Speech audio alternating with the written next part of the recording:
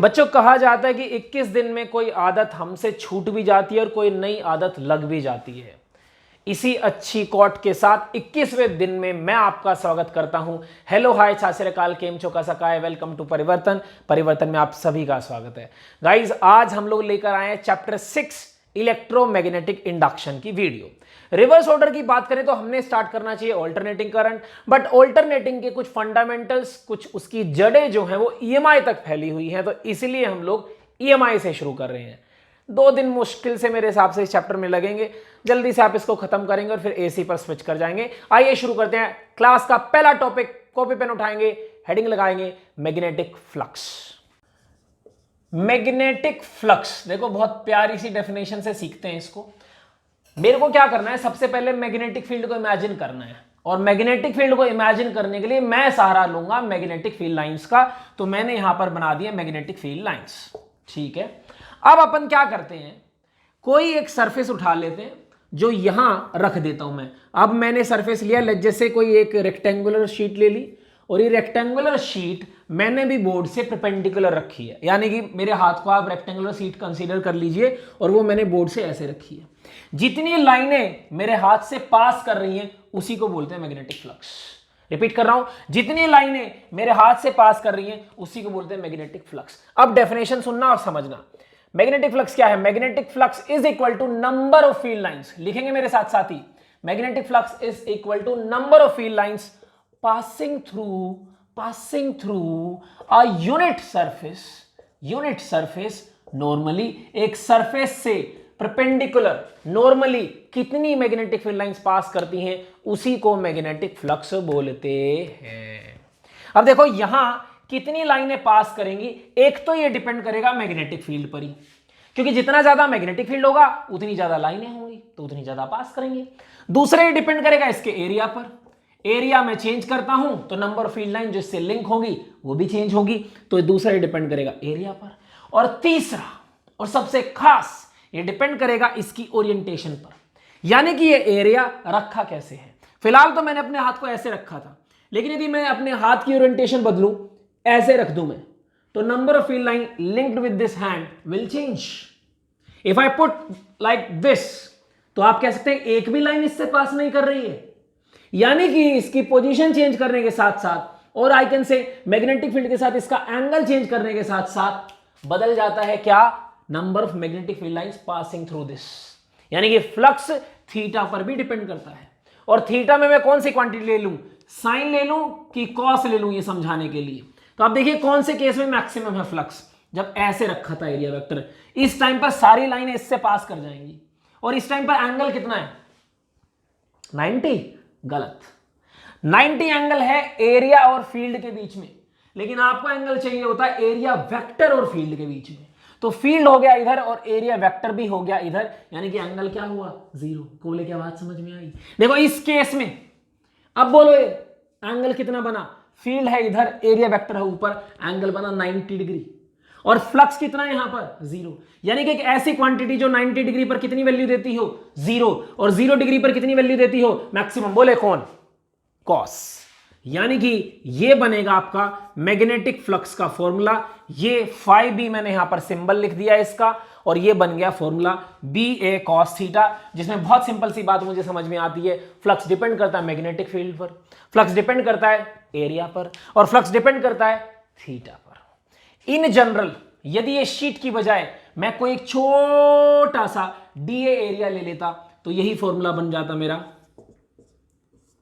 BDA cos theta, and of course magnetic field is a vector quantity, area is a vector quantity, so I can write it in vector form also, B dot DA। this will work for you, yes for sure this will work। या इसी को मैं लिख सकता था B dot EA। चलेगा चलेगा, बिल्कुल चलेगा। बोलेगा बात समझ में आई? हाँ जी आई। फ्लक्स बच्चों एक स्केलर क्वांटिटी होती है, अब थोड़ा जल्दी से लपेटेंगे इस बात को। फ्लक्स एक स्केलर क्वांटिटी होती है, इसकी SI यूनिट होती है वीबर, इसकी SI यूनिट होती है वीबर, और एक CGS यूनिट भी है मैक्सवेल। आप सब लोग मुझे कमेंट बॉक्स में बताएंगे कि वीबर और मैक्सवेल के बीच में क्या रिलेशन है। गूगल करके बताओ या कैसे बताओ, बस मुझे यह पता लग जाएगा कि आपने वीडियो देखी है, सिर्फ खोल के लाइक का डाल के छोड़ा नहीं है। वीडियो देखिए तो आप मुझे बताएंगे वीवर और मैक्सवेल का रिलेशन कमेंट बॉक्स में, ताकि बाकी लोगों को भी सीखने को मिले। Anyways, so this is magnetic flux, number of field lines passing through a unit surface normally.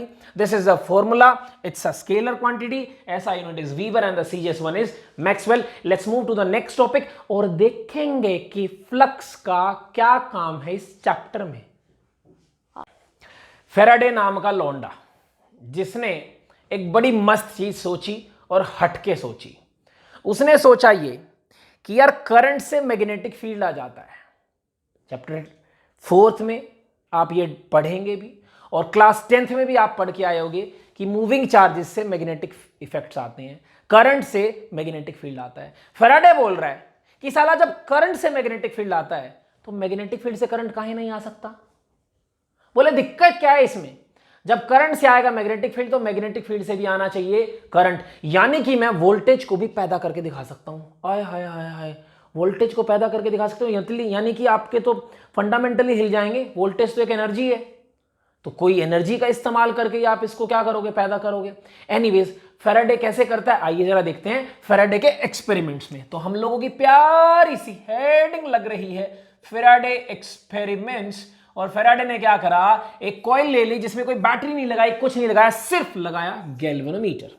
Galvanometer का एक ही काम है, जहां भी करंट होता है इसकी फट जाती है, आई मीन ये हिलने लगता है। जहां भी करंट होता है ये हिलने लगता है। अब देखो बैटरी तो मैंने कोई लगाई नहीं, तो करंट आने का तो कोई स्कोप है नहीं, तो गैल्वेनोमीटर हिलेगा भी नहीं। लेकिन फैराडे क्या बोल रहा है, मैग्नेट से भी करंट आ सकता है। तो वो क्या करता है, इसके पास में एक बार मैग्नेट लाकर रख देता है। ये मैग्नेट कुछ ऐसे रखिए कि नॉर्थ पोल इधर है कॉइल की तरफ और साउथ इससे दूर है। देखा करंट आया, कोई करंट नहीं आया। कुछ हलचल करी, क्या हलचल करी, इस मैग्नेट को इसकी तरफ मूव कराया। मैग्नेट को क्या कराया, मूव करा। I write here magnet moved towards coil. जैसे ही मैग्नेट को मूव कराया कॉइल की तरफ, गैल्वेनोमीटर डिफ्लेक्ट्स, यानी कि इसने कंफर्म किया कि करंट सर्किट में कॉइल में आया है। मैग्नेट के मोशन से कॉइल में करंट आया है। फैराडे खुश हुआ, क्योंकि यही तो फैराडे चाहता था कि मैग्नेट से करंट मैं बना के दिखाऊं। अब सिर्फ इतनी ही बात नहीं थी, उसने क्या करा, मैग्नेट के मोशन को चेंज करके देखा। उन्हें क्या किया, इसी कॉइल के सेटअप में, इसी सब में जो मैग्नेट थी उसको मूव कराया, लेकिन पहले क्या कराया था, टुवर्ड्स कॉइल मूव कराया था, इस बार away from the coil move कराया। Moved away from the coil, moved away from the coil. फिर से डिफ्लेक्शन आया, galvanometer deflects but in opposite direction, यानी कि जो केस में यहां डिफ्लेक्शन आया था जैसे इधर, तो इस केस में उसका उल्टा आया, ऑपोजिट आया। क्यों ऑपोजिट आया, बड़ा सिंपल सा दिखाई दे रहा है, मैग्नेट का मोशन चेंज कर दिया आपने। तो जब नॉर्थ पोल कॉइल की तरफ मूव कराया तब एक डिफ्लेक्शन आया, जब north pole away from the coil move कराया तब एक डिफ्लेक्शन आया। दोनों डिफ्लेक्शन एक दूसरे के ऑपोजिट थे। अभी सिर्फ एक्सपेरिमेंट देखते चले जाओ, सीखते चले जाओ, क्यों हो रहा है, क्या कारण है, ये सब भी अपन ही बताएंगे, आपको चिंता करने का नहीं।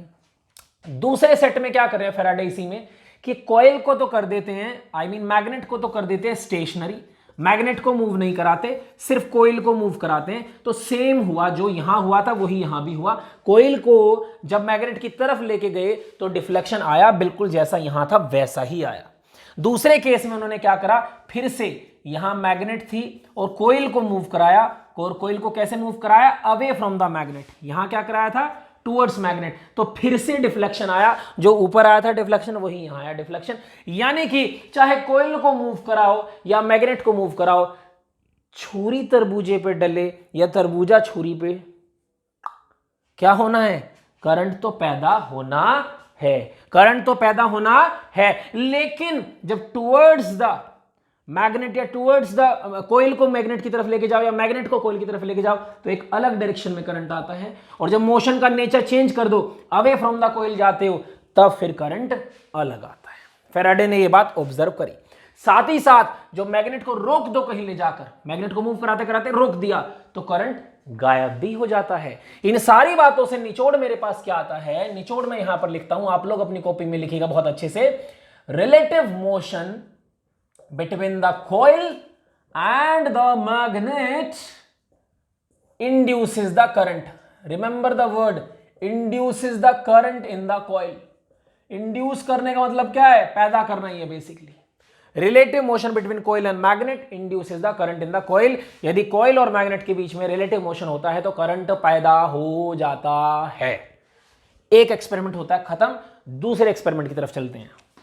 एक्सपेरिमेंट 2 में फैराडे मैग्नेट की बजाय करंट कैरिंग कॉइल इस्तेमाल कर रहे हैं, क्योंकि करंट कैरिंग कॉइल भी मैग्नेटिक फील्ड दे सकती है, यानी कि करंट हम लोग मैग्नेटिक फील्ड से ही पैदा करेंगे बेबी। कैसे? उन्होंने क्या करा, इस बार एक कोर ली और एक ही कोर पर दो कॉइल बाइंड कर दी, एक ये रही मेरी और एक दूसरी ये रही। एक कॉइल को क्या करा, बैटरी दी, एक रियोस्टैट भी दिया। बैटरी देने का मतलब है कि इसको मैंने current as a input provide कराया। दूसरी कॉइल में सिर्फ लगाया गैल्वेनोमीटर, यानी कि यहां मैं करंट पैदा कराने जा रहा हूं और जिसकी कंफर्मेशन कौन देगा, गैल्वेनोमीटर देगा। व्हाट फैराडे ऑब्जर्व्ड कि जब जब इस कॉइल में करंट चेंज होता है, इस कॉइल में करंट चेंज होता है, इस कॉइल में करंट पैदा हो जाता है। मार्क माय वर्ड्स, एक कॉइल में करंट चेंज हुआ, दूसरी कॉइल में करंट पैदा हो गया। एक कॉइल में करंट चेंज हुआ, दूसरी कॉइल में करंट पैदा हो गया। दोनों एक्सपेरिमेंट हो गए मेरे। पहले एक्सपेरिमेंट में हुआ relative motion between coil and magnet induces the current. Second experiment में हुआ change in current in one coil induces the current in second coil. इन सब के पीछे रिस्पॉन्सिबल कौन हो कहीं रहा है, ये तो पता लग ही नहीं रहा। आओ जरा इस बारे में पता करते हैं। गाइस एक्सपेरिमेंट 1 को भी यदि मैं देखूं, जब आपकी कॉइल थी और आप मैग्नेट को मूव करा रहे थे, या यूं कहिए कि कॉइल को मूव करा रहे थे, तो बेसिकली आप कर क्या रहे थे, अच्छे से देखना। इस मैग्नेट की मैग्नेटिक फील्ड लाइंस हुई। जब आप इसको इसके पास लेकर आते हो तो इससे linked magnetic field lines increase करती हैं, या जब इसको आप दूर लेके जाते हो तो इस कॉइल से linked magnetic field lines decrease करती हैं। Overall in doing so, what? In moving the magnets or the coil, you change the magnetic field lines passing through the coil. कोयल से कितनी लाइनें पास कर रही हैं वो चेंज कर रहे हो आप। मैग्नेट इसके पास आएगा तो ज्यादा पास करेंगी, मैग्नेट दूर जाएगा तो कम पास करेंगी, यानी कि ओवरऑल आप मैग्नेटिक फ्लक्स चेंज कर रहे हो। क्या चेंज कर रहे हो? यहां पर चेंज कर रहे हो मैग्नेटिक फ्लक्स। इधर क्या हो रहा है एक्सपेरिमेंट 2 में? एक्सपेरिमेंट 2 में करंट चेंज हो रहा है। करंट चेंज होने से क्या होगा? अरे करंट चेंज होने से क्या होगा? मैग्नेटिक फील्ड चेंज होगा। क्या चेंज होगा? मैग्नेटिक फील्ड चेंज होगा। और मैग्नेटिक फील्ड चेंज होने से क्या होगा?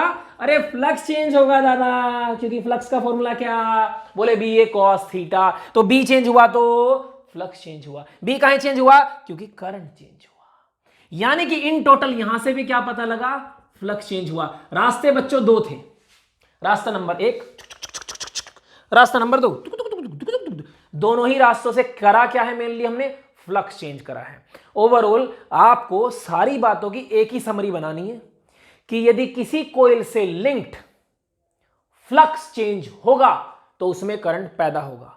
इस बात को खराब टेप रिकॉर्डर की तरह बार बार बजाते रहना, सुनाते रहना, अपने पड़ोसी को, ताऊ, चाचा, फूफा को, बाबा को 20 बार बोलना दिन में कि जब किसी कॉइल से लिंक्ड फ्लक्स चेंज होगा तो उसमें करंट पैदा होगा। जब किसी कॉइल से लिंक्ड फ्लक्स चेंज होगा उसमें करंट पैदा होगा। मैं इस बात को ढोल नगाड़ों के साथ बार बार पीटूंगा इस वीडियो में, और आप भी अपने दिमाग में, अपने पड़ोस में, सब जगह इसी बात का शोर मचाना, जब किसी कॉइल से लिंक्ड फ्लक्स चेंज होगा उसमें करंट पैदा होगा। इसी को बोलते हैं electromagnetic induction. We are ready with the definition of electromagnetic induction. When a closed coil is subjected to changing magnetic flux, EMF is induced in it and hence current is induced in it. This is called electromagnetic induction. I repeat the definition. You can write. When a closed coil subjected to changing magnetic flux, EMF is induced in it. EMF आएगा तभी तो current आएगा दादा। And hence current is induced in it. देखो मेरा ये जो pattern है नोट्स लिखने का वो बड़ा बेकार सा बना हुआ है इस समय, लेकिन मेरा पूरा ध्यान जो है वो सिर्फ चैप्टर की अंडरस्टैंडिंग देने पर है, और आई होप कि वो अंडरस्टैंडिंग आप तक पहुंचेगी तो फॉर श्योर आप डेफिनेशंस और नोट्स ये सब तो तैयार कर ही लोगे। Are you getting my point? ये मेरी डेफिनेशन हुई इलेक्ट्रोमैग्नेटिक इंडक्शन की, और ये बहुत बार रिपीट होगी बेटा इस चैप्टर में। आओ अगले टॉपिक पर चलते हैं फिर। बच्चों फैराडे साहब यूं तो ना बड़े शायराना टाइप के आदमी थे, उन्हें ऐसी बातें बहुत पसंद ही करनी, ये होता तो वो होता, ऐसे होता तो वैसे होता, यानी कि ख्यालों में बहुत सारी फिजिक्स किया करते थे वो, वर्ड्स में, इमेजिनेशन में बहुत सारी फिजिक्स होती थी उनकी। जो मैथमेटिकल इक्वेशंस हैं जैसे तुम लोगों को वो नहीं पसंद, फैराडे को भी वो खास पसंद नहीं थी, लेकिन इन एक्सपेरिमेंट से एक मैथमेटिकल रिजल्ट जरूर आ रहा था कि जो फ्लक्स चेंज है उसकी वजह से करंट आ रहा है, या यू कैन से जो फ्लक्स चेंज है उसकी वजह से ईएमएफ पैदा हो रहा है। ये ईएमएफ का पैदा होना, या यूँ समझ लीजिए कितना ईएमएफ पैदा होगा, वो डिपेंड किस पर कर रहा है। तो फैराडे ने अपने एक्सपेरिमेंट में ऑब्जर्व करा कि कितना ईएमएफ इंड्यूस हो रहा है, ये प्रोपोर्शनल होता है rate of change of flux के। कितनी तेजी से फ्लक्स बदल रहा है उतना ज्यादा ईएमएफ आता है। यानी कि मैग्नेट और कोइल का एग्जांपल ले लूं मैं, कितनी तेजी से मूव करा रहे हो उस पर डिपेंड करेगा कि कितना ज्यादा ईएमएफ या कितना कम ईएमएफ पैदा होगा। तेज मूव कराओगे ज्यादा होगा, स्लो स्लो मूव कराओगे तो कम होगा। मूव से हो क्या रहा है, फ्लक्स चेंज का रेट सेट हो रहा है। फ्लक्स चेंज तेजी से होगा तो ईएमएफ ज्यादा आएगा, फ्लक्स चेंज कम होगा, स्लो होगा तो ईएमएफ कम आएगा। तो E is proportional to d∅dt। Proportionality का कांस्टेंट आता तो है लेकिन इग्नोर कर देते हैं, सलमान खान की मूवी में एक्टिंग जैसे आप सब लोग इग्नोर कर देते हैं, ऐसे हम यहां से इग्नोर कर देते हैं, तो हमारे पास E इज इक्वल टू बन जाता है d∅dt। यदि कोयल के पास n नंबर ऑफ टर्न्स हो, यदि कोयल के पास n नंबर ऑफ टर्न्स हो तो E इज इक्वल टू बन जाएगा n d∅dt। क्या बन जाएगा, n d∅dt। But let me tell you guys, this is we are talking about magnitude only, so let me put modulus here, तो ये सिर्फ बात हो रही है इसके मैग्नीट्यूड की। अभी तक डायरेक्शन का सिलसिला तो आया ही नहीं। डायरेक्शन जिसके लिए बहुत इंटरेस्टेड हो गया आप जानने में, क्योंकि आपको ये समझना है कि कैसे गैलोमीटर का डिफ्लेक्शन रिवर्स हो जाता है जब मोशन या करंट का चेंज रिवर्स हो जाता है, उसको सीखते हैं। मजेदार टॉपिक है। हाँ बता, लेंस लॉ अपना टॉपिक जो बात करेगा डायरेक्शन के लिए। ये क्या था, फैराडे लॉ था। फैराडे लॉ ने किसकी बात करी थी, सिर्फ मैग्नीट्यूड की। डायरेक्शन के लिए लेंस लॉ आया। तो लेंस लॉ को याद करने का बड़ा सिंपल सा तरीका बच्चों, ये कलयुग रूल है। कलयुग रूल, कलयुग में क्या हो रहा है, कलयुग में ये हो रहा है कि जिसकी तुम हेल्प करोगे वही तुम्हारी पीठ पर छोरा घोंप देता है ना। था वो क्या होता है बोलते उसको, जिस थाली में खाते उसी में छेद करते हैं, है ना, और सांप पाल रखा है। ये सारी कहावतें कलयुग में ही तो आई हैं। कुछ ऐसा ही लेंस लॉ में है। जो भी ईएमएफ पैदा होता है, या यूं कहूं जो भी करंट पैदा होता है, वो उस वजह को ही अपोज करना शुरू कर देता है जिस वजह से पैदा होता है। समझे? आओ, मेरे पास कॉइल है, ये रही कॉइल, क्लोज्ड कॉइल। मैं एक मैग्नेट इसकी तरफ लेकर आता हूं, इसमें एक करंट पैदा होता है, लेकिन वो करंट पैदा होने के बाद कुछ ऐसी हरकतें करेगा कि इस मोशन को ही अपोज करना शुरू कर देगा। मोशन क्या था, मैं मैग्नेट को इसकी तरफ लेकर जा रहा हूं, और जब करंट आएगा तो वो मैग्नेट को बोलेगा हमें तू नहीं चाहिए, निकल। ऐसा कैसे पॉसिबल है? ऐसा तब पॉसिबल है यदि ये नॉर्थ हो तो यहां पर भी नॉर्थ फेस डेवलप हो जाए। नॉर्थ फेस डेवलप होने का मतलब ये हुआ बच्चों कि इसमें जो करंट आएगा, देखिए वो एंटी क्लॉकवाइज करंट आएगा। मैंने ये क्लॉक फेस रूल लगाया है, जिनको ना पता हो जरा ध्यान से देखना। नॉर्थ पोलैरिटी कब आती है, जब किसी में एंटी क्लॉकवाइज करंट हो, और साउथ पोलैरिटी कब आती है, जब किसी में क्लॉकवाइज करंट हो। इसके लिए थोड़े से मैग्नेटिज्म के बेसिक्स आपके स्ट्रॉन्ग होने चाहिए। यदि आपके स्ट्रॉन्ग नहीं होंगे तो भाई जब वो वीडियोस आ जाएंगे तो वहां से सीख के दोबारा इधर आ जाना। अब मैं जिस बात पर था वहां आता हूं। नॉर्थ इसकी तरफ लेके करके गया तो कॉइल का फेस नॉर्थ की तरह बिहेव करने लगा, नॉर्थ में रिपल्शन होने लगा, यानी कि जिस वजह से पैदा हुआ उस वजह को अपोज करना शुरू करा। इतना ही नहीं, दूसरे एग्जांपल से देखो, यदि मैं इसी केस में नॉर्थ को इससे दूर ले जाता हूं, मैग्नेट को मूव करा रहा हूं away from the coil, north को इससे दूर ले जाता हूं। अब करंट क्यों आ रहा है, दूर जाने से, और वो करंट क्या करेगा, इस दूर जाने को रोकेगा, बोलेगा अब तुम हमारे पास आओ। यानी कि नॉर्थ है तो किसकी तरह बिहेव करेगा, साउथ की तरह बिहेव करेगा, हेंस क्लॉकवाइज करंट आएगा। समझो। नॉर्थ इसके पास आता है तो इसको नहीं चाहिए, नॉर्थ इससे दूर जाता है तो इसको चाहिए। थोड़ी बात समझ में आ रही है क्या चल रही है कहानी? जिस वजह से पैदा हुए उस वजह को अपोज करना शुरू कर दिया। एक और तरीका समझाता हूं मैं। जैसे मान लो यहां पर कोई मैग्नेटिक फील्ड है,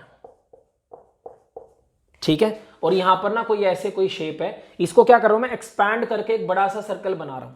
जब मैं इसको एक्सपैंड कर रहा हूं तो मैं क्या कर रहा हूं, एरिया इंक्रीज कर रहा हूं। क्या इंक्रीज कर रहा हूं, एरिया। यानी कि फ्लक्स में क्या हो रहा है, जरा ध्यान से देखो, फ्लक्स में क्या हो रहा है, फ्लक्स में क्या हो रहा है, यदि एरिया बढ़ रहा तो फ्लक्स भी बढ़ रहा, करंट पैदा होगा, बिल्कुल होगा, क्योंकि फ्लक्स चेंज होगा तो करंट तो पैदा होगा ही होगा। वो करंट क्या करेगा, इस वजह को अपोज करेगा। वजह क्या थी, फ्लक्स का बढ़ना, यानी कि ये क्या करेगा, घटाने आएगा। फिर ये क्या करेगा, घटाने आएगा। तो यदि पहले से मैग्नेटिक फील्ड अंदर की तरफ था तो इस कोइल में करंट कुछ ऐसा आएगा, उसका मैग्नेटिक फील्ड बाहर को रहेगा। तो बाहर को रहेगा तो इसका मतलब नॉर्थ पोलैरिटी और एंटी क्लॉकवाइज करंट, तो इसमें करंट पैदा होगा। और कैसा करंट पैदा होगा, एंटी क्लॉकवाइज।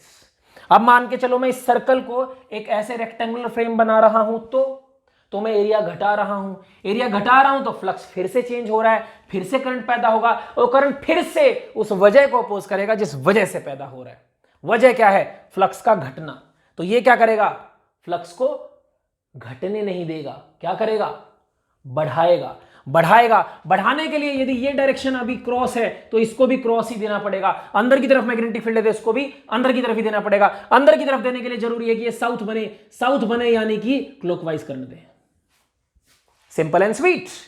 लेंस लो, कलयुग रूल, जिस वजह से पैदा हुए उस वजह को अपोज करेंगे। आते को आने नहीं देगा, जाते को जाने नहीं देगा, बढ़ते को बढ़ने नहीं देगा, घटते को घटने नहीं देगा। सिंपल सी तो बात है। इस लेंस लो के कारण या इस अपोजिंग नेचर के कारण ये जो रूल है इसमें एक छोटा सा चेंज आएगा, ये बन जाएगा E is equal to minus d phi by d t. D phi by d t is the magnitude and minus is the direction. जो लेंस लो की वजह से यहां पर माइनस आया है, यानी कि जो इंड्यूस करंट का ये अपोज करने वाला नेचर है उसकी वजह से माइनस आया है। Overall this is called law of EMI, जिसमें फैराडे लॉ भी है और जिसमें लेंस लॉ भी है। This sum ups your first segment of the chapter. Let's move to the next topic. एक मिनट, एक सवाल तो खड़ा रह गया, क्या, एनर्जी पैदा कैसे हुई? Violation of conservation of energy. भाई एनर्जी तो क्रिएट ही नहीं हो सकती, तो एनर्जी पैदा कैसे हुई, वोल्टेज पैदा कैसे हुई? अरे दादा नहीं हुई, एनर्जी सिर्फ ट्रांसफॉर्म हुई। ये जो मैग्नेट को मूव कराया है तो वही मैकेनिकल एनर्जी है जो इलेक्ट्रिकल एनर्जी बन के आ गई है। तो कंजर्वेशन ऑफ एनर्जी का कोई वायलेशन नहीं है। यदि पेपर में सवाल आ जाए तो डाल दीजिएगा, एनर्जी का सिर्फ ट्रांसफॉर्मेशन हो रहा है मैकेनिकल टू इलेक्ट्रिकल, इसके अलावा इधर कुछ हो ही नहीं रहा है दादा। ओके, आओ अब मैं आपको बता देता हूं कि और क्या क्या तरीके हैं जिनसे आप ईएमएफ पैदा कर सकते हो। बच्चों पहले तो आप ये सोच रहे होंगे कि सर ईएमएफ इंड्यूस करने का तो एक ही तरीका आपने सिखाया, तरीका क्या, फ्लक्स चेंज होगा तो करंट पैदा होगा, है ना, फटे हुए टेप रिकॉर्डर की तरह। फ्लक्स चेंज होगा तो करंट पैदा होगा, फ्लक्स चेंज होगा तो करंट पैदा होगा, फ्लक्स चेंज होगा तो करंट पैदा होगा। फ्लक्स होता है BA cos थीटा, तो B चेंज होगा तो फ्लक्स चेंज होगा, इसका मतलब करंट पैदा होगा। A चेंज होगा तो फ्लक्स चेंज होगा, इसका मतलब करंट पैदा होगा। थीटा चेंज होगा तो फ्लक्स चेंज होगा, इसका मतलब करंट पैदा होगा। तो ईएमएफ को इंड्यूस करने के 3 मेथड है। Number 1 change in B, change in magnetic field. Magnetic field change करोगे ईएमएफ इंड्यूस हो जाएगा। दूसरा तरीका change in area, area change करोगे कॉइल का, फ्लक्स चेंज हो जाएगा, करंट पैदा हो जाएगा। तीसरा चेंज इन थीटा, थीटा क्या है, angle between magnetic field and area, और magnetic field vector and area vector ये राइट टर्म्स हैं, मैग्नेटिक फील्ड और एरिया बोलना गलत है। Magnetic field vector and area vector बारी बारी से हर एक मेथड को देखते हैं। ये वाला मेथड मैंने ऑलरेडी तुम्हें सिखाया है। अभी 5 मिनट पीछे जाओगे वीडियो में तो ये सब कुछ जो देख रहे थे ना फेरेडे एक्सपेरिमेंट में, वो सब इसी के एग्जाम्पल थे। उन जगह एक्चुअली आप क्या कर रहे थे, मैग्नेटिक फील्ड ही चेंज कर रहे थे। अरे जब किसी कोइल को पास लाते हो दूर ले जाते हो, मैग्नेट को पास लाते हो दूर ले जाते हो, तो डिस्टेंस बदलते हो, यानी कि मैग्नेटिक फील्ड की इंटेंसिटी बदल देते हो, मैग्नेटिक फील्ड की स्ट्रेंथ बदल देते हो, तो तभी तो फ्लक्स बदला था और तभी तो करंट पैदा हुआ था। कितना हुआ था, ईएमएफ की इक्वेशन बनाई थी d phi by d t, तो करंट की क्या बनेगी, ई बाई आर, यानी कि d phi by d t into 1 by R. ये तो सिर्फ क्या है, मैग्नीट्यूड। डायरेक्शन की बात करूं तो माइनस आ जाएगा लेंस लो के कारण। चलो दूसरे मेथड पर आता हूं, change in area, an important one. आओ जरा देखो इसको, एक सेकंड देना मेरे को। चेंज इन एरिया मैंने क्या करा है दादा, सबसे पहले यहां पर मैग्नेटिक फील्ड ले लिया। ये क्रॉस बनाने का मतलब है मैग्नेटिक फील्ड है into the plane, white board के अंदर की तरफ घुस रहा है मैग्नेटिक फील्ड, ठीक है। अच्छा, एक मेरे पास ये है सर्किट में तैयार कर रहा हूं, यहां पर सर्किट मेरा बड़ा स्पेशल सा है। ये रेल्स टाइप का सर्किट है, जैसे रेल की पटरियां होती हैं ऐसी ये पटरियां बनी हुई है। और एक ना कंडक्टिंग रोड है, एक कंडक्टिंग रोड है जो इस रेल पर रखकर मैं मूव करा सकता हूं। सर्किट समझ में आया? ये बेस हो गया और एक रोड इसके ऊपर ऐसे रख के मूव कराई जा सकती है। उस मूव कराने से होगा क्या, यदि मैं इसको मूव कराता हूं इधर की तरफ, एरिया चेंज होगा। बोलो अभी इसका एरिया इतना है, आगे ले जाऊंगा तो एरिया कुछ और हो जाएगा, दूर ले जाऊंगा तो एरिया कुछ और हो जाएगा। यानी कि बेसिकली मैं इस रोड को मूव करा के क्या कर सकता हूं, एरिया चेंज कर सकता हूं। और दादा यदि एरिया चेंज कर सकता हूं तो मतलब ये हुआ कि मैग्नेटिक फ्लक्स चेंज कर सकता हूं। और फिर तो तुम्हें पता ही है, मैग्नेटिक फ्लक्स चेंज कर सकता हूं तो करंट पैदा कर सकता हूं। आओ देखते हैं जरा। मेरे पास ये जो रॉड है इसका नाम अपन ने दे दिया ए बी। इसकी जो मोशन की वेलोसिटी है वो भी ले ली v, इसकी जो लेंथ है वो ले ली l, तो यही लेंथ यहां पर आएगी, ठीक है। मैं मान लेता हूं कि let A B moves del x in time del t. Del t time में ये डेल एक्स मूव कर गया, यहां से यहां खिसक गया, कितना चल गया बोले, डेल एक्स चल गया साहब, ठीक है। एरिया कितना चेंज हुआ ध्यान से देख लो जरा, इतना एरिया चेंज हो गया। ये चेंज है सिर्फ कितना area, L into del x. तो चेंज इन एरिया कितना है, change in area del A कितना है, डेल एक्स इंटू एल, हां कि ना, लेंथ इंटू ब्रेथ। लेकिन यहां पर एक माइनस का साइन आएगा बच्चों, माइनस का साइन आएगा। क्यों आएगा माइनस का साइन, क्योंकि एरिया डिक्रीज हुआ है। यदि मैं इसको ऐसे भी कराता तुम्हें, initial area minus final area, तो इनिशियल एरिया कुछ था और फाइनल एरिया कुछ है। फाइनल वाला छोटा है, इनिशियल वाला बड़ा है, मतलब फाइनल माइनस इनिशियल कराता तो क्या आता, माइनस का ही साइन आना था। तो मैंने वो माइनस का साइन यहां पर डायरेक्ट डाल दिया। बोलो बात चलेगी, बिल्कुल चलेगी। मेरे को क्या निकालना है, चेंज इन फ्लक्स निकालना है। क्या निकालना है, change in flux, del phi निकालना है। Let's put the value. B तो बदल नहीं रहा, बी तो इस बार कांस्टेंट है, यूनिफॉर्म मैग्नेटिक फील्ड है। सिर्फ ए बदल रहा है जो कि कितना हो सकता है, डेल ए। और थीटा भी नहीं बदल रहा। बाय द वे थीटा है कितना, एरिया का एरिया वेक्टर अंदर को घुसेगा, मैग्नेटिक फील्ड भी अंदर की तरफ घुस रहा है, तो एंगल कितना चल रहा है, 0 डिग्री। यानी कि डेल फाई कितना बन जाएगा बोले, बी की जगह बी आ जाएगा, डेल ए की जगह ऊपर से आ जाएगा minus L del x into में cos 0 की वैल्यू 1। यानी कि डेल फाई आपका कितना होगा, अच्छे से देख लीजिए, minus B L del x. बोले बात समझ में आती है, हाँ जी बिल्कुल समझ में आती है। बता दो ईएमएफ कैसे निकालूं, ईएमएफ निकलेगा minus del phi by del T, D phi by D T को if I write del phi by del T. किसी को कोई दिक्कत, किसी के में कोई कीड़े तो नहीं उछल रहे, सबको समझ में आ रही है बात, बहुत बढ़िया। आओ वैल्यू डाल देते हैं, माइनस डेल फाई की जगह पर minus B L del X, minus से minus cancel, divide by del T. अरे दादा del X by del T ये क्या है, पहचानो जरा, velocity. Del X by del T is the velocity. ये क्या बन गया बोलो, बी एल वी, यानी कि ईएमएफ कितना हो गया, B L V, Balvinder. This is how you can remember it, Balvinder. EMF कितना, बलविंदर, बी एल वी। ये हुआ तुम्हारा ईएमएफ, ये हुआ तुम्हारा ईएमएफ। मुझे निकालना है करंट, तो क्या चलेगा, ई अपॉन आर। क्या हो गया, B L V upon R. जो भी निकालना, पावर निकालनी है ससुरी, पावर निकाल दो, ई इंटू आई, वो भी निकल जाएगी। ये हुआ आपका method 2 of inducing EMF and how much EMF is induced in this method. ये आपका एक्सप्रेशन हुआ।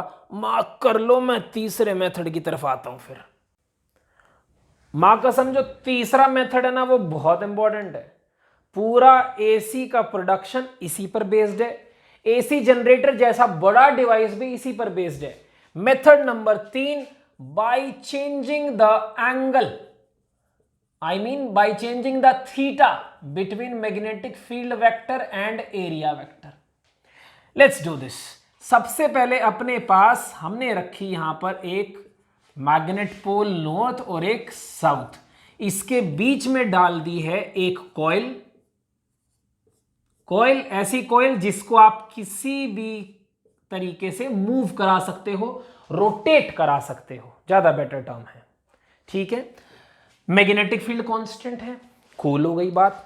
एरिया कांस्टेंट है, कूल हो गई बात। लेकिन जब coil rotate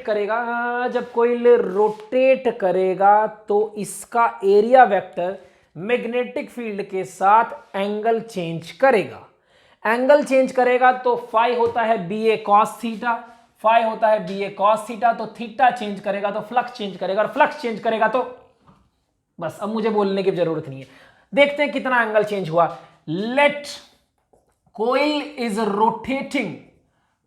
rotating by angular velocity omega, तो angle subtended in time t कितना हो जाएगा? Angle subtended in time t, angle का फॉर्मूला हो जाएगा ओमेगा इंटू टी। जिसको ये नहीं पता, कक्षा 11 के पापों का प्रायश्चित करके आना। थीटा इज इक्वल टू हो जाएगा omega into t. Is this clear? Yes of course. Let's put this value here. Phi is equal to हो जाएगा BA cos थीटा की जगह आ जाएगा ओमेगा टी। ये किसी छोटे से टाइम t के लिए है, लेकिन यदि मुझे EMF निकालना है तो आई नो कि E इज इक्वल टू होना चाहिए d∅dt। कैसा?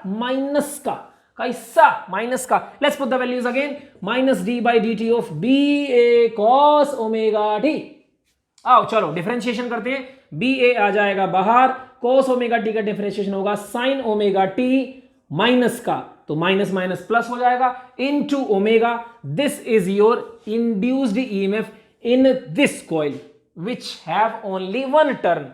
If the coil has n number of turns, the EMF will be n times this, means nBA omega sin omega t. What do you observe here? That the EMF depends on the time. Yes, it depends. Time के साथ साथ EMF की value बदलती जाएगी। इस बार एक fix voltage नहीं आएगी कि 50 वोल्ट आ गई, 100 वोल्ट आ गई, 20 वोल्ट आ गई। ना ना ना ना ना, इट विल कीप चेंजिंग। कैसे चेंज करेगी? ये देखो, ये बता रहा है कैसे चेंज करेगी। साइन फंक्शन की तरह वेरी करेगी। हाय हाय हाय हाय हाय हाय, ऐसे चेंज करेगी। 0 maximum, 0 minimum, 0 depending upon this, depending upon the orientation. Yes, you are getting this, क्योंकि यही क्या है? यही है AC वोल्टेज। यहीं से क्या आता है फिर? AC current, which is equal to होता है EMF अपॉन रेजिस्टेंस। ठीक होती है बात? बोले क्या ये मेथड भी समझ में आ गया EMF पैदा करने का? बिल्कुल आ गया। चलो अब मैं आपको लिए चलता हूं आज की वीडियो के लास्ट टॉपिक की तरफ, मोशनल EMF। और 2021 के लिए रिकमेंडेशन है भाई की, पेपर में आएगा मोशनल EMF नाम में छिपा है इसका खेल। EMF which is somewhere related to motion। EMF तो सारा मोशन से ही आ रहा है, लेकिन यहां हम लोग देखेंगे motional EMF in a conducting rod. Circuit नहीं है इस बार, कोई कॉइल नहीं है इस बार, कोई सिर्फ एक रॉड है। उस रॉड पर EMF डेवलप हो जाएगा, वोल्टेज डेवलप हो जाएगी। देखो जरा कैसे। मेरे पास सिर्फ एक रॉड ले ली मैंने, ये रॉड है, रॉड का नाम है AB। मैंने 2D में दिखाई है ये, लेकिन एक्चुअली 1D में होगी। यदि यानी कि एक्चुअल में मैं इसको बनाना चाहूं तो ये ऐसी होगी, ठीक है। लेकिन मैंने थोड़ा सा जूम करके दिखा दिया आपको, तो आपको इसकी ब्रेथ भी दिखाई दे रही होगी, जो कि होती नहीं है। तो इसके पास सिर्फ क्या है दादा? इसके पास सिर्फ है एक लेंथ। इसमें भी EMF पैदा हो जाएगा इसके मोशन की वजह से। उसी EMF को आप बोलते हो मोशनल EMF। आओ जरा देखें कैसे। आपको क्या करना है, इस रोड को सिर्फ और सिर्फ एक ऐसी जगह पर मूव कराना है जहां मैग्नेटिक फील्ड हो, और मैग्नेटिक फील्ड से परपेंडिकुलरली मूव कराना है, नॉर्मली मूव कराना है, ये भी ध्यान रखना। तो I have magnetic field which is into the plane, अंदर की तरफ घुसा पड़ा है, और मेरे पास ये रोड है। जिस रोड को मैं इस प्लेन में ऐसे मूव कराऊंगा तो फॉर श्योर आप देख रहे हैं कि इसके 90 डिग्री नॉर्मली मूव कराऊंगा, ठीक है। चलो देखता हूं कि EMF कितना पैदा होगा और कैसे पैदा होगा। बहुत आसान सा तरीका एक बता देता हूं, क्या कि इमेजिन कर लीजिए, विजुअलाइज करिए कि यहां पर एक कोई कंडक्टिंग रेल यदि होती, यहां पर यदि कोई एक कंडक्टिंग रेल होती और उस पर यह रोड मूव करती, उस पर यह रोड मूव करती, तो क्या होता? जो कुछ देर पहले हुआ था, कॉइल का एरिया चेंज होता, कॉइल का एरिया चेंज होता, और एरिया चेंज होता तो सबको पता है मेरे भाई क्या होता? अब फ्लक्स चेंज होता, और फ्लक्स चेंज होता तो ईएमएफ पैदा होता, करंट पैदा होता। तो वही कहानी तो इसमें लग जाएगी। यानी कि आप थोड़ा पीछे जाओ तो सेम फॉर्मूला तो बन जाएगा। बोले क्या? बलविंदर, BLV, बिल्कुल सेम प्रोसेस है। I am not going to waste my time and yours precious time, बिल्कुल वेस्ट नहीं करना मुझे, वही सारा प्रोसीजर लगाना है। एरिया कितना था? L del x, फिर आपने फाई में फॉर्मूला बना दिया था BL del x, फिर क्या कर दिया था? इसको del t से डिवाइड कर दिया था, del x by del t क्या हो गया था? वेलोसिटी हो गया था। तो पूरा क्या बन गया? BLV। यानी कि उसी तरीके से है, आपने ये मोशनल ईएमएफ कंडक्टिंग रोड में करके दिखा दिया है using Faraday law, using Faraday law. लेकिन इसी को मैं एक दूसरे रूल से भी सिखा सकता हूं। रूल का नाम है लोरेंज फोर्स, चैप्टर 4 में है, चैप्टर 5 में है, यानी कि मैग्नेटिक फोर्स की बात कर रहा हूं मैं। पता नहीं आप में से कितने लोगों को इस बारे में आइडिया है, बट यदि कोई भी चार्ज मैग्नेटिक फील्ड में मूव करता है, मैग्नेटिक फील्ड में मूव करता है, तो उस पर लगती है दादा फोर्स। कितनी लगती है फोर्स? QVB। साथ ही साथ यदि कोई भी चार्ज इलेक्ट्रिक फील्ड में होता है, सिर्फ इलेक्ट्रिक फील्ड में एग्जिस्ट करता है, मूव करने की तो बात छोड़ो, सिर्फ होता ही है, तो उस पर फोर्स लगती है। बोले कितनी? QE। यानी कि कोई चार्ज इलेक्ट्रिक फील्ड में होगा तो फोर्स एक्सपीरियंस करेगा कितनी? QE। और वही चार्ज यदि मैग्नेटिक फील्ड में मूव कर रहा होगा तो भी फोर्स एक्सपीरियंस करेगा कितनी? QEB। अब जरा ध्यान से देखिए, तुम हो, मैं हूं, इस धरती पे कोई भी जीव जंतु है, कोई भी चीज है, सजीव या निर्जीव, लिविंग या नॉन लिविंग, उसमें इलेक्ट्रॉन प्रोटॉन तो हैं दादा, बिल्कुल है। इस रॉड में भी है। जब ये रॉड मूव कर रही है तो इस रॉड के अंदर एग्जिस्ट करने वाले इलेक्ट्रॉन प्रोटॉन भी मूव कर रहे हैं, और जब वो मूव कर रहे हैं तो मैग्नेटिक फील्ड उन पर फोर्स भी लगाएगा। कितनी फोर्स लगाएगा? QEB। उस फोर्स से होगा क्या? क्या होगा? फ्लेमिंग्स लेफ्ट हैंड रूल लगेगा। ये चैप्टर 4-5 के बेसिक्स हैं, थोड़ा दिमाग हिल सकता है तुम्हारा, पर सीखना। मैग्नेटिक फील्ड है अंदर की तरफ, रोड का मोशन है इधर की तरफ, यानी कि फोर्स लगेगी ऊपर की तरफ। तो इस रोड में जो भी पॉजिटिव चार्ज होगा उस पर एक फोर्स लगेगी, किधर? ऊपर की तरफ। कितनी? QVB। और माइनस पर किधर लगेगी? नीचे की तरफ। कितनी? QVB। ये इस रोड के पॉजिटिव को ऊपर फेंकना शुरू करेगी, नेगेटिव को नीचे फेंकना शुरू करेगी। कब तक फेंकेगी? जीवन भर फेंकती रहेगी क्या? कोशिश तो इसकी यही है। लेकिन होता क्या है कि जब पॉजिटिव ऊपर इकट्ठा हो जाता है और नेगेटिव नीचे इकट्ठा होना शुरू होता है तो एक इलेक्ट्रिक फील्ड भी बन जाता है, और वो इलेक्ट्रिक फील्ड अब पॉजिटिव पर फोर्स लगाएगा, क्योंकि कोई भी चार्ज होगा तो इलेक्ट्रिक फील्ड उस पर फोर्स तो लगाएगा। कितनी? QE। वो किधर को लगाएगा? नीचे की तरफ को। और माइनस पर भी फोर्स लगाएगा। कितनी? QE। किधर की तरफ? ऊपर की तरफ। अब ये बीच वाले पॉजिटिव फंस गया। फंस गया कैसे? कि मैग्नेटिक फील्ड की मानेगा तो इसे ऊपर जाना है, और इलेक्ट्रिक फील्ड की मानेगा तो इसे नीचे जाना है। तो बेचारा जाए तो जाए कहां, करे तो करे क्या? वाह मोदी जी वाह। तो क्या करना है इसने? बेसिकली यदि मैग्नेटिक फील्ड तगड़ा होगा तो इसने ऊपर जाना है, और इलेक्ट्रिक फील्ड तगड़ा होगा तो इसने नीचे जाना है। और ये ऊपर नीचे जाना कब बंद करेगा? जब दोनों फोर्स बराबर हो जाएंगे। यानी कि जब मैग्नेटिक फोर्स और इलेक्ट्रिक फोर्स दोनों बराबर हो जाएंगी तो चार्ज का ऊपर जाना बंद हो जाएगा, या चार्ज का नीचे आना बंद हो जाएगा। तो इन टोटल जितने चार्ज इकट्ठे होने थे ऊपर और जितने चार्ज इकट्ठे होने थे नीचे, इकट्ठे हो चुके। कब हो गए? जब आपकी मैग्नेटिक फोर्स और इलेक्ट्रिक फोर्स दोनों बराबर हो जाएंगी। मैग्नेटिक फोर्स कितनी है? Magnetic force, let me rub it, let's make the space here. Magnetic force कितनी है? QVB। इलेक्ट्रिक फोर्स कितनी है? QE। दोनों क्या हो गई? एक दूसरे के बराबर हो गई। तभी तो ये एक्यूमुलेशन रुका। एक्यूमुलेशन यानी इनका इकट्ठा होना रुका। तो Q से Q कट गया। इलेक्ट्रिक फील्ड और ये वेलोसिटी और ये मैग्नेटिक फील्ड। इलेक्ट्रिक फील्ड को मैं क्या लिख सकता हूं? चैप्टर 2 का फॉर्मूला मैं दे रहा हूं। इलेक्ट्रिक फील्ड को मैं क्या लिख सकता हूं? इलेक्ट्रिक फील्ड को लिख सकता हूं वोल्टेज इंटू डिस्टेंस। जो वोल्टेज डेवलप हो गई है, प्लस इधर इकट्ठा हो गया, माइनस इधर इकट्ठा हो गया, वोल्टेज बन गई कि नहीं? ऑफ कोर्स बन गई है। कितनी वोल्टेज? ओपन सर्किट है तो वोल्टेज ईएमएफ के बराबर रहेगी। डिस्टेंस कितना? इसकी लेंथ यानी कि एल।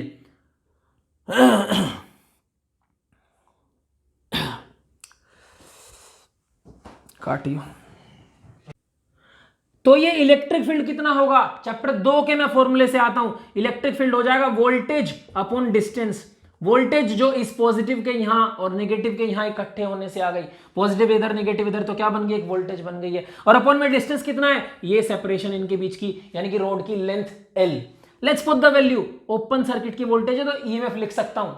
और ये डिस्टेंस कितना था? एल। एल को उधर फेंक दूंगा तो क्या बन जाएगा? देखो, आय हाय हाय हाय हाय, वही प्यारे दोस्त से मुलाकात हो गई। कौन?